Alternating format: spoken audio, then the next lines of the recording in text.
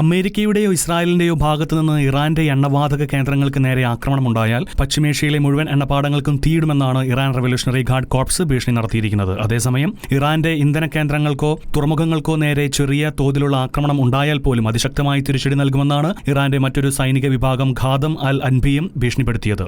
തിരിച്ചടി ഇറാന്റെ അതിർത്തിക്കുള്ളിൽ മാത്രം ഒതുങ്ങില്ലെന്നും അൻബിയ വക്താവ് വ്യക്തമാക്കി. അമേരിക്കയ്ക്കും അവരുടെ പാശ്ചാത്യ സഖ്യകക്ഷികൾക്കും താൽപര്യമുള്ള മേഖലയിലെ എല്ലാ എണ്ണവാതക കേന്ദ്രങ്ങളും അഗ്നിക്കിരയാക്കുമെന്നാണ് ഇറാന്റെ ഭീഷണി സന്ദേശത്തിൽ പറയുന്നത്. ഫെബ്രുവരി 28 ആരംഭിച്ച യുദ്ധം 2 ആഴ്ച പിന്നിടുമ്പോൾ സംഘർഷം കൂടുതൽ രാജ്യങ്ങളിലേക്ക് പടരുമെന്ന ആശങ്ക ശരിവെക്കുന്നതാണ് ഇറാന്റെ പുതിയ നീക്കങ്ങൾ. ഇറാന്റെ വൈദ്യുതി നിലയങ്ങൾ ലക്ഷ്യമിട്ടാൽ വെറും 30 മിനിറ്റിനുള്ളിൽ പശ്ചിമേഷ്യൻ മേഖല മുഴുവൻ ഇരുട്ടിലാകുമെന്നാണ് ഇറാന്റെ supreme national security council secretary Ali Larijani പറഞ്ഞത്. സുരക്ഷിത സ്ഥാനങ്ങൾ തേടി ഓടുന്ന അമേരിക്കൻ സൈനികരെ വേട്ടയാടുവാൻ ഇരുട്ട് അവസരമൊരുക്കുമെന്നും അദ്ദേഹം പരിഹസിച്ചു. അതിനിടെ ഇറാന്റെ പുതിയ പരമോന്നത നേതാവ് മൊജ്തബ ഖമേനി രാജ്യത്ത് ഐക്യത്തിന് ആഹ്വാനം ചെയ്തു. ശത്രുരാജ്യങ്ങളെ സമ്മർദ്ദത്തിലാക്കുവാൻ ലോകത്തെ ഏറ്റവും പ്രധാനപ്പെട്ട കപ്പൽപാതയായ ഹോർമുസ് കടലിടുക്ക് അടച്ചിടുമെന്ന് മൊജ്തബ ആവർത്തിച്ചു.